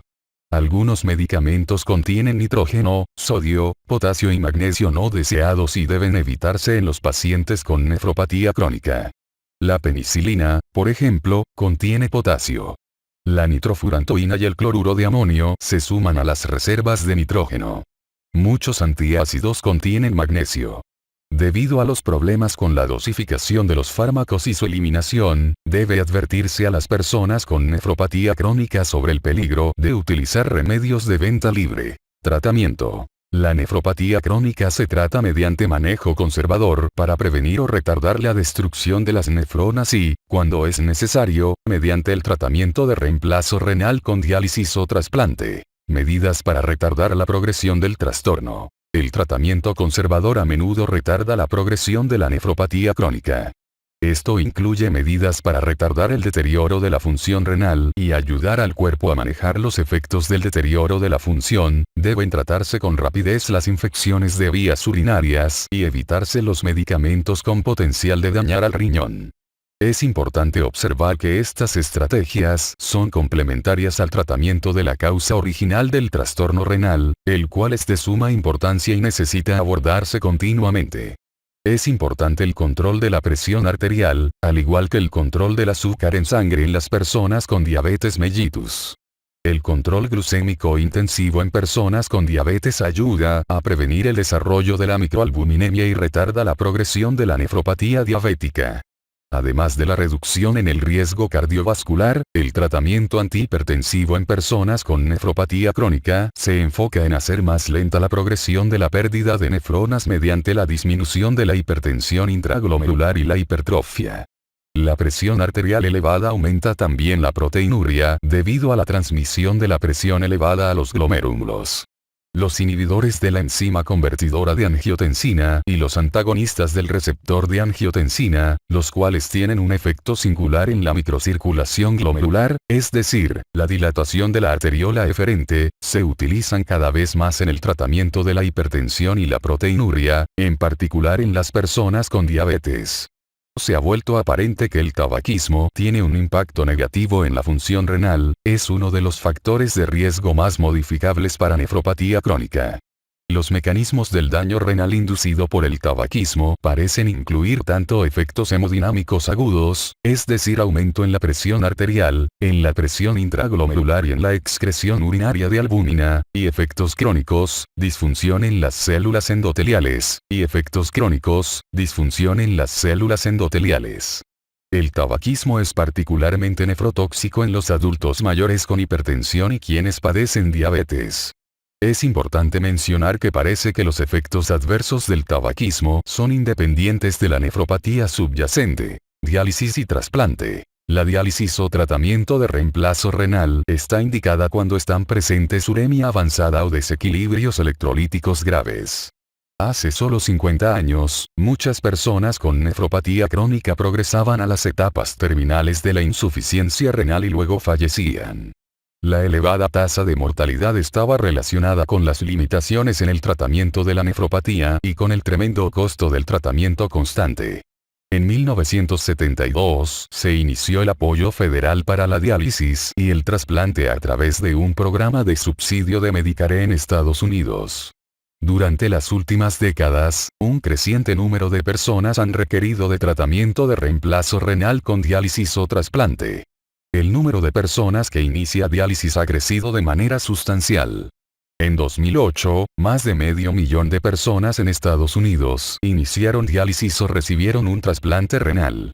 En 2008 se realizaron 16.520 trasplantes renales en Estados Unidos, pero 4.573 personas murieron debido a la falta de un trasplante. En 2009 existían cerca de 82.364 personas esperando un trasplante renal. La decisión entre diálisis y trasplante se basa en la edad, problemas de salud relacionados, disponibilidad de donador y preferencia personal. Aunque el trasplante a menudo es el tratamiento preferido, la diálisis desempeña un papel crucial como método de tratamiento para la insuficiencia renal. Es un método de soporte vital para personas que no son candidatos para trasplante o quienes esperan uno. Existen dos categorías amplias de la diálisis: la hemodiálisis y la diálisis peritoneal. Hemodiálisis. Los principios básicos de la hemodiálisis han permanecido sin cambio a lo largo de los años, aunque la tecnología nueva ha mejorado la eficiencia y la velocidad de la diálisis. Un sistema de hemodiálisis o riñón artificial, consiste de tres partes. Un sistema de entrega de la sangre, un dializador y un sistema de entrega de líquido de diálisis. El dializador suele ser un cilindro hueco compuesto de haces de tubos capilares a través de los cuales circula la sangre, mientras el dializado viaja por fuera de los tubos. Las paredes de los tubos capilares en la cámara de diálisis están hechos de un material de membrana semipermeable que permite que todas las moléculas excepto las células sanguíneas y las proteínas plasmáticas se muevan libremente en ambas direcciones, desde la sangre hacia la solución dializante y de esta hacia la sangre. La dirección del flujo está determinada por la concentración de las sustancias contenidas en las dos soluciones. Los productos de desecho y el exceso de electrolitos en la sangre difunden normalmente hacia la solución dializante. Si existe la necesidad de reemplazar o agregar sustancias, como bicarbonato a la sangre, estas se agregan a la solución dializante, figura 42.5. Durante la diálisis, la sangre se mueve desde una arteria a través de tubos y la cámara de sangre en la máquina de diálisis y después de regreso al cuerpo a través de una vena. El acceso al sistema vascular se logra a través de una derivación arteriovenosa externa, es decir, catéteres implantados dentro de una arteria y una vena, o con más frecuencia, a través de una fístula arteriovenosa interna, es decir, anastomosis de una vena a una arteria, por lo general, en el antebrazo. Se utiliza heparina para evitar la formación de coágulos durante el tratamiento de diálisis. Se administra de manera continua o intermitente. Los problemas que pueden ocurrir durante la diálisis, dependiendo de la velocidad del flujo sanguíneo y la extracción de solutos, incluyen hipotensión, náuseas, vómito, calambres musculares, cefalea, dolor precordial y síndrome de desequilibrio. La mayoría de las personas se somete a diálisis 3 veces por semana durante 3 horas a 4 horas. El tratamiento se determina mediante perfiles cinéticos denominados como valores KT/V, los cuales consideran el tamaño del dializador, el dializado, la velocidad de flujo, el tiempo de diálisis y el tamaño corporal. Muchos centros de diálisis proporcionan la opción para los pacientes de aprender a realizar la hemodiálisis en su domicilio. Diálisis peritoneal. La diálisis peritoneal se introdujo a mediados de la década de los 70. La mejoría en la tecnología y la capacidad de administrar una diálisis adecuada dio como resultado mejores resultados clínicos y la aceptación de la diálisis peritoneal como un tratamiento de reemplazo renal. Los mismos principios de difusión, ósmosis y ultrafiltración que se aplican a la hemodiálisis, aplican para la diálisis peritoneal. La delgada membrana serosa de la cavidad peritoneal sirve como membrana dializante. Se implanta quirúrgicamente un catéter de Silastic en la cavidad peritoneal por debajo del ombligo para proporcionar acceso. El catéter se pasa a través del tejido subcutáneo y sale en el costado del abdomen, figura 42.6. El proceso de diálisis implica la instilación de una solución dializante estéril, por lo general 1 litro a 3 litros, a través del catéter durante un periodo de aproximadamente de 10 minutos.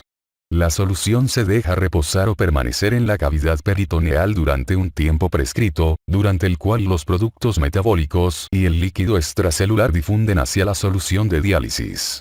Al final del tiempo de permanencia, el líquido de diálisis se saca de la cavidad peritoneal por gravedad hacia una bolsa estéril.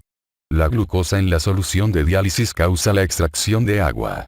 La solución comercial de diálisis está disponible en concentraciones de dextrosa del 1,5%, 2,5% y 4,25%. Las soluciones con concentraciones más altas de dextrosa aumentan la osmosis, lo que causa que se elimine una mayor cantidad de líquido. Al igual que con la hemodiálisis, los valores KT/V se utilizan para evaluar si la diálisis peritoneal es adecuada. Es posible realizar la diálisis peritoneal en casa o en un centro de diálisis, y se lleva a cabo mediante diálisis peritoneal ambulatoria continua, diálisis peritoneal cíclica continua o diálisis peritoneales intermitentes nocturnas, todas ellas con variaciones en el número de intercambios y tiempos de permanencia. Para determinar el tipo de diálisis que se utiliza, se toma en cuenta la preferencia individual, la habilidad manual, el estilo de vida, el conocimiento del procedimiento y la respuesta fisiológica al tratamiento. El método que se utiliza con más frecuencia es la diálisis peritoneal ambulatoria continua, un procedimiento de autocuidado en el cual la persona maneja el procedimiento de diálisis en su casa. La diálisis peritoneal ambulatoria continua implica instilar el dializado dentro de la cavidad peritoneal y enrollar la bolsa y las mangueras, y asegurarlas bajo la ropa durante la permanencia. Después de terminado el tiempo de permanencia, por lo general de 4 horas a 6 horas durante el día, se desenrolla la bolsa y se baja, lo que permite que la solución de diálisis que contiene los desechos drena desde la cavidad peritoneal hasta la bolsa. Cada intercambio que comprende drenar la solución e infundir una solución nueva, requiere entre 30 minutos y 45 minutos. Suelen realizarse 4 intercambios cada día. En la diálisis peritoneal cíclica continua, los intercambios se realizan de manera automática, por lo general durante la noche, con la persona conectada a un ciclador automático, el cual realiza de 4 a 5 ciclos, mientras la persona duerme. En la mañana la persona, con el último intercambio dentro del abdomen, se desconecta del ciclador y se va a realizar sus actividades usuales. En la diálisis peritoneal intermitente nocturna, la persona recibe aproximadamente 10 horas de ciclado automático cada noche y se deja con el abdomen seco durante el día. Los posibles problemas con la diálisis peritoneal incluyen infección, mal funcionamiento de la sonda, deshidratación causada por extracción excesiva de líquido, hiperglucemia y hernia. La complicación más grave es la infección, la cual ocurre en el sitio de salida de la sonda, en el túnel subcutáneo o en la cavidad peritoneal, es decir peritonitis. Trasplante. El gran aumento de las tasas de éxito ha hecho que el trasplante renal sea el tratamiento de elección para muchos pacientes con nefropatía crónica. La disponibilidad de órganos de donador continúa limitando el número de trasplantes realizados cada año. Los órganos de donador se obtienen de cadáveres y de familiares donadores vivos, por ejemplo, progenitores, hermanos. Los trasplantes de donadores vivos que no son familiares, por ejemplo, cónyuges, han sido utilizados en casos de tipo sanguíneo AB o adecuado y compatibilidad de tejido. El éxito del trasplante depende de múltiples variables como la salud general de la persona, el grado de histocompatibilidad con el donador, el grado de enfermedad en el órgano final que tenga la persona y que también se maneja la respuesta inmunitaria. El tratamiento inmunosupresor de mantenimiento consiste de prednisona, azatioprina y ciclosporina, o tacrolimus. La interleucina 2, una citosina, desempeña un papel esencial en la activación de las células T y B. La ciclosporina y tacrolimus, inhibidores de calineurina, inhiben la síntesis de interleucina 2. Los antagonistas del receptor interleucina 2 como basiliximab y daclizumab se consumen con más frecuencia. Los anticuerpos monoclonales como alemtuzumab empiezan a utilizarse. OCT3, dirigida contra el receptor de la célula TCD3, y ADGAM, el cual es un anticuerpo policlonal, se utilizan rara vez como cuando la persona presenta resistencia a esteroides y rechazo al aloinjerto. Los inhibidores de la Janus sinasa, JAK, por sus siglas en inglés, 3 inhibidores son una nueva clasificación del tratamiento inmunosupresor que también empiezan a utilizarse y tienen resultados efectivos. 2 ejemplos de esta categoría de fármacos incluyen a EP071, el cual inhibe la proteína sinasa, y LEA29 y Ovelatacept, los cuales han mejorado la tasa de rechazo en los pacientes de trasplante. Sin embargo, la mayoría de estos fármacos inmunosupresores tienen efectos secundarios graves como problemas cardiovasculares, disfunción metabólica y cáncer.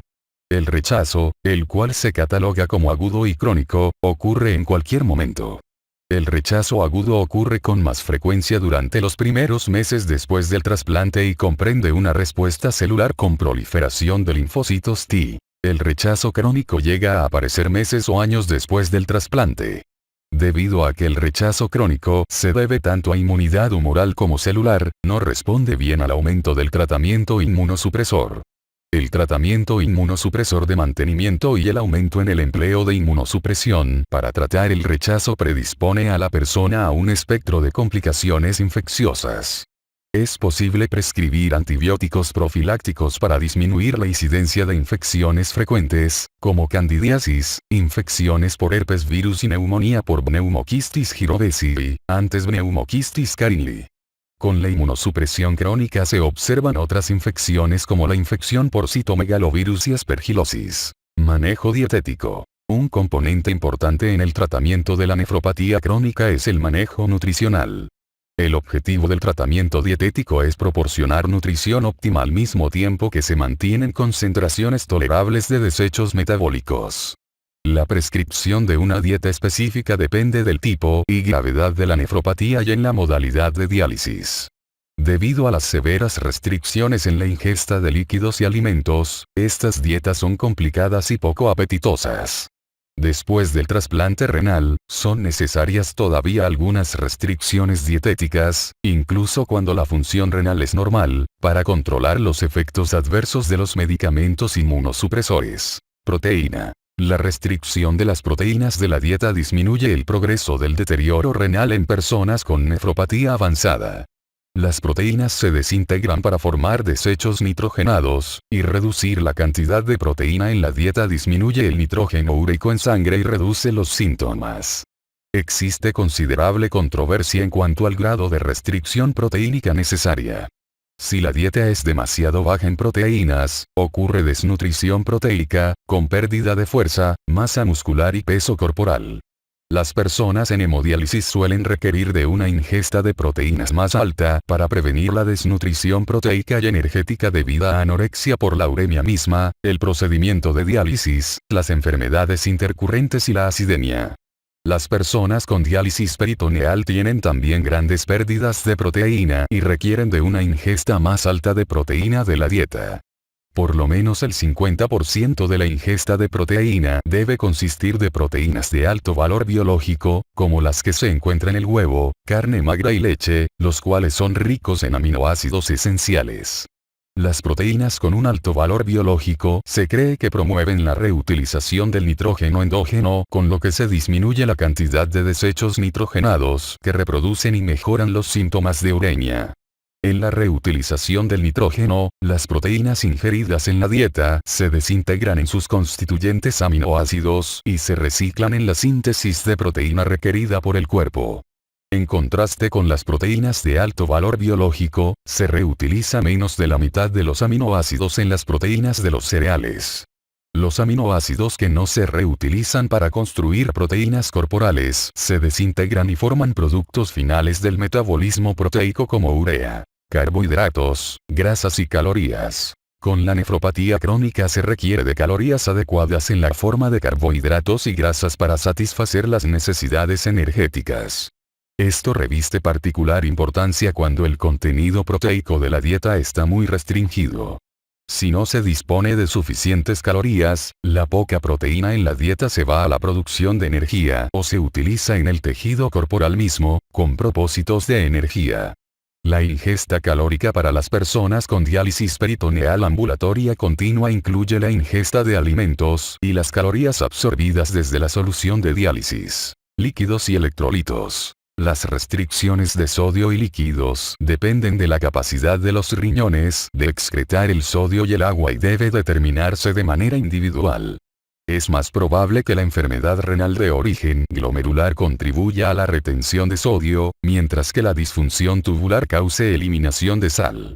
La ingesta de líquido en mayor cantidad de los que los riñones pueden excretar causa una sobrecarga circulatoria, edema e intoxicación por agua. La sed es un problema frecuente en los pacientes en hemodiálisis, que a menudo provoca grandes aumentos de peso entre tratamientos. Por otro lado, la ingesta inadecuada causa disminución de volumen e hipotensión y mayor disminución en la ya comprometida filtración glomerular. Una práctica frecuente es permitir una ingesta diaria de líquidos de 500 ml a 800 ml, lo cual es igual a las pérdidas insensibles más una cantidad igual a la diuresis en 24 horas.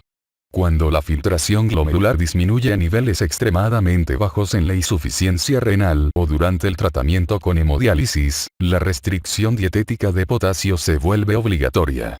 Utilizar sustitutos de sal que contienen potasio o ingerir frutas, jugo de frutas, chocolate, papas u otros alimentos de alto contenido de potasio causan hiperpotasemia.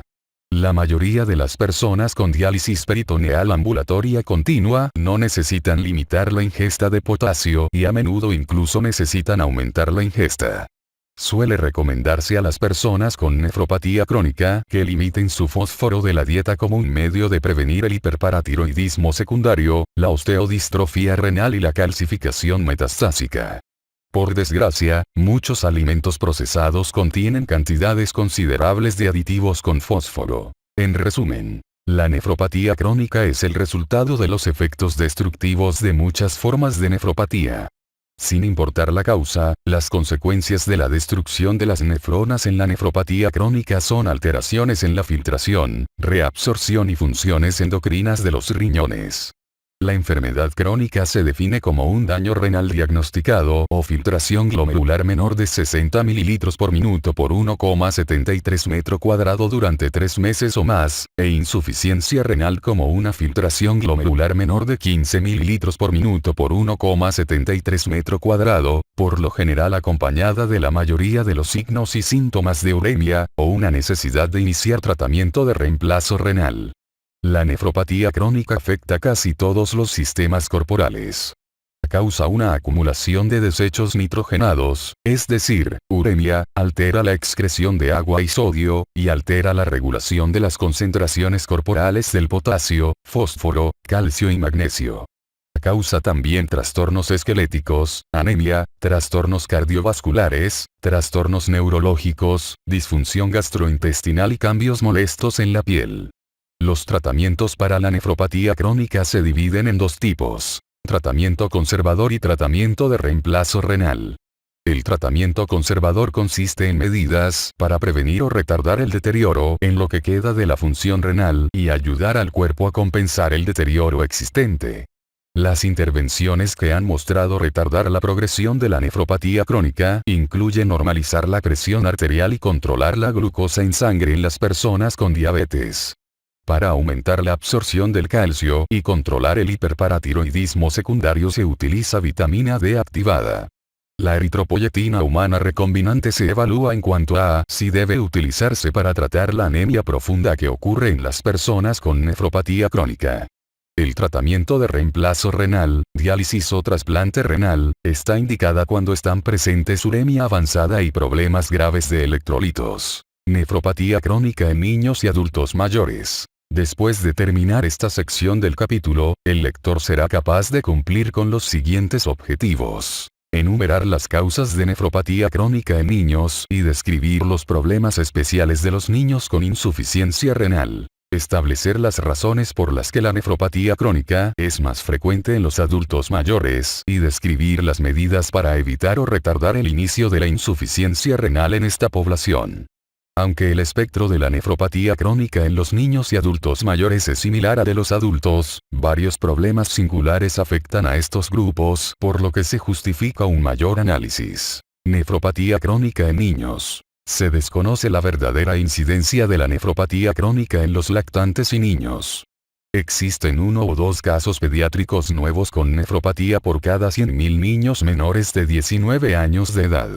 Los adultos tienen una probabilidad 20 veces mayor de adquirir una nefropatía que los niños. Etiología. Las causas de nefropatía crónica en niños incluyen malformaciones congénitas, trastornos hereditarios, enfermedades adquiridas y síndromes metabólicos. En los niños menores de 5 años de edad, la nefropatía crónica con frecuencia es el resultado de malformaciones congénitas como displasia renal o uropatía obstructiva. Después de los 5 años de edad, predominan las enfermedades adquiridas, por ejemplo, glomerulonefritis, y los trastornos hereditarios, por ejemplo, nefronotisis juvenil familiar. La nefropatía crónica relacionada con trastornos metabólicos, como hiperoxaluria y trastornos hereditarios, como la poliquistosis renal se presentan en cualquier momento durante la niñez. Las etapas para la progresión de la nefropatía crónica en los niños son similares a las de los adultos, pero aplican solo para los niños mayores de 2 años de edad. Esto se debe a que los lactantes y los niños que empiezan a caminar tienen un tamaño corporal muy pequeño, además de que su filtración glomerular es muy baja. Manifestaciones clínicas. Las manifestaciones de la nefropatía crónica en los niños son muy variadas y dependen del padecimiento subyacente. Las características de la nefropatía crónica, que son marcadas durante la niñez, incluyen detención importante del crecimiento, retraso del desarrollo, retraso en la maduración sexual, anomalías óseas y problemas del desarrollo psicosocial. Los periodos críticos del desarrollo ocurren durante los primeros 2 años de vida y durante la adolescencia. El crecimiento físico y el desarrollo cognitivo se retardan en los niños con nefropatía crónica. La pubertad suele ocurrir a una mayor edad en los niños con nefropatía crónica, en parte debido a anomalías endocrinas. Las osteodistrofias renales son más frecuentes y amplias en los niños que en los adultos. El padecimiento más frecuente que se observa en los niños es la osteopatía de recambio óseo elevado causada por hiperparatiroidismo secundario. Algunas nefropatías hereditarias, como la enfermedad quística medular, tiene patrones de compromiso esquelético que complican aún más los problemas de la osteodistrofia renal. Las manifestaciones clínicas de la osteodistrofia renal incluyen debilidad muscular, dolor óseo y fracturas con traumatismos menores. En los niños en crecimiento, se observan cambios de raquitismo, deformidades en varo y valgo de los huesos largos, y deslizamiento de la epífisis de la cabeza femoral. Además, cualquier niño con nefropatía crónica tendrá la posibilidad de desarrollar una calcificación vascular ectópica, la cual empieza en las etapas tempranas de la nefropatía crónica antes de que se inicie la diálisis. Una vez que el niño llega a la nefropatía terminal y están en diálisis 3 veces por semana, la disfunción cardiovascular progresa muy rápido.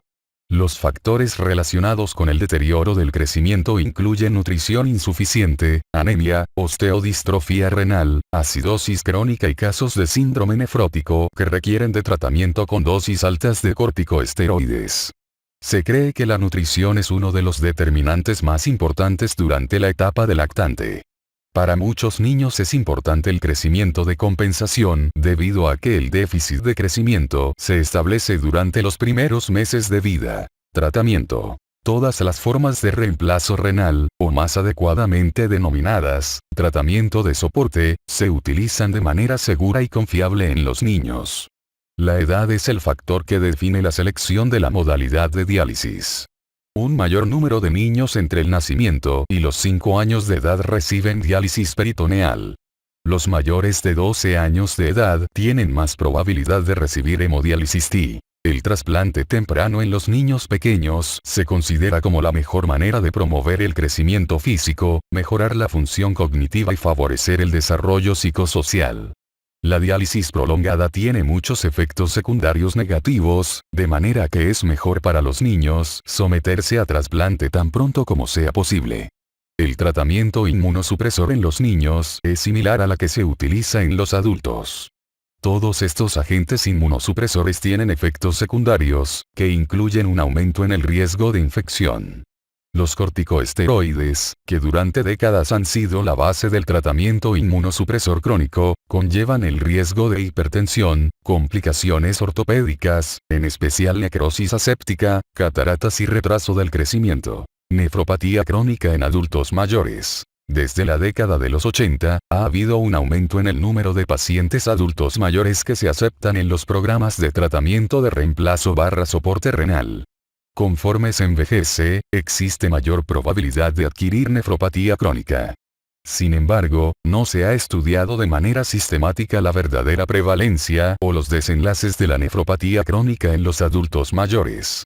La presentación y evolución de la nefropatía crónica se altera por los cambios relacionados con la edad en los riñones y padecimientos concurrentes.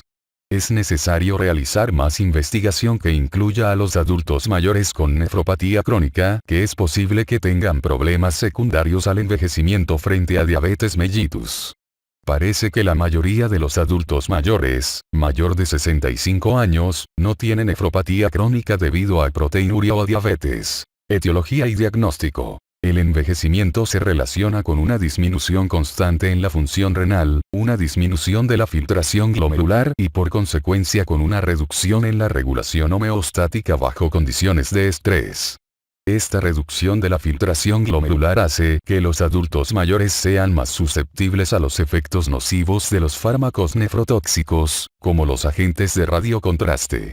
La reducción en la filtración glomerular relacionados con el envejecimiento no se acompaña de una elevación paralela en la concentración de creatinina sérica debido a que esta, la cual es el resultado del metabolismo muscular, está reducida significativamente en los adultos mayores por la disminución de la masa muscular y otros cambios relacionados con la edad. Los directrices de la Fundación Nacional del Riñón indican que en los adultos mayores se utilicen los mismos criterios para establecer la presencia de nefropatía crónica que en adultos más jóvenes, es decir, filtración glomerular menor de 60 ml por minuto por 1,73 metro cuadrado. La evaluación de los adultos mayores con una filtración glomerular de 60 a 89 ml por minuto por 1,73 metro cuadrado debe incluir mediciones ajustadas para la edad de la depuración de creatinina, junto con evaluaciones de los riesgos de nefropatía crónica y una lectura de la presión arterial. Manifestaciones clínicas. La prevalencia de enfermedad crónica cerebrovascular, cardiovascular y del sistema esquelético se observa con frecuencia en los adultos mayores. Debido a la enfermedad concurrente, los síntomas de presentación de la nefropatía en los adultos mayores tal vez sean menos típicos que los que se observan en los adultos más jóvenes. Por ejemplo, con el inicio de una glomerulonefritis aguda, es posible que las características clínicas dominantes sean la insuficiencia cardíaca congestiva y la hipertensión, mientras que la oliguria y cambio de coloración de la orina a menudo son los primeros signos en los adultos más jóvenes. El curso de la nefropatía crónica se complica en los pacientes mayores con numerosas enfermedades crónicas. Tratamiento. Las directrices de la Fundación Nacional del Riñón indican que las intervenciones clínicas para los adultos mayores con nefropatía crónica deben basarse en el diagnóstico, gravedad de la disfunción renal y la estratificación del riesgo de progresión a insuficiencia renal y enfermedad cardiovascular. Las personas con bajo riesgo requieren solo de modificaciones de las dosis de medicamentos que se excretan a través de los riñones, vigilar la presión arterial, evitar fármacos y procedimientos que aumenten el riesgo de insuficiencia renal aguda y modificación del estilo de vida para reducir el riesgo de enfermedad cardiovascular. Los adultos mayores con disfunción renal más grave tal vez requieran de tratamiento de reemplazo. La Fundación Nacional del Riñón cita que desde 1999 hasta 2008 ha habido un aumento del 300% en los trasplantes renales en los adultos mayores.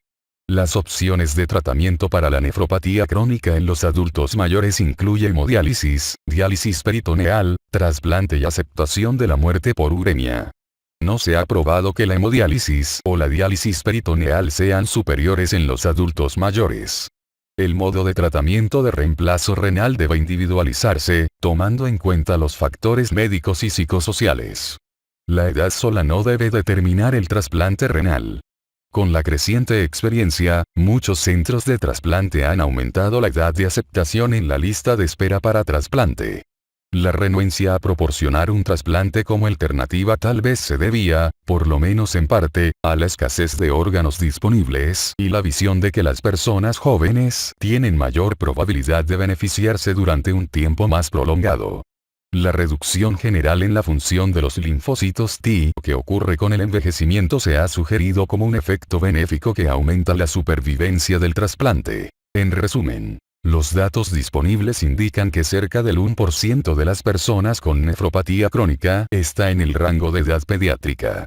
Las causas de nefropatía crónica incluyen malformaciones congénitas, por ejemplo, displasia renal y uropatía obstructiva, trastornos hereditarios, por ejemplo, poliquistosis renal, enfermedades adquiridas, por ejemplo, glomerulonefritis, y síndromes metabólicos, por ejemplo, hiperoxaluria. Los problemas relacionados con la nefropatía crónica en los niños incluyen retraso del crecimiento, retraso en la maduración sexual y anomalías óseas más amplias que en los adultos. Aunque todas las formas de reemplazo renal se utilizan con seguridad y de manera confiable en los niños, diálisis peritoneal cíclica continua, diálisis peritoneal intermitente nocturna o trasplante optimizan el crecimiento y desarrollo. En la actualidad es una práctica frecuente aceptar a los adultos mayores en los programas de tratamiento de reemplazo renal si se considera que esto aumentará su calidad de vida. El envejecimiento normal está relacionado con una disminución de la filtración glomerular, lo cual hace que las personas mayores sean más susceptibles a los efectos nocivos de los fármacos neurotóxicos y otros padecimientos que comprometen la función renal. Las directrices actuales para el diagnóstico de nefropatía crónica y la estratificación de riesgo de progresión hasta insuficiencia renal son los mismos que para los adultos más jóvenes. Las opciones de tratamiento para la insuficiencia en los adultos mayores son similares a las de los adultos más jóvenes.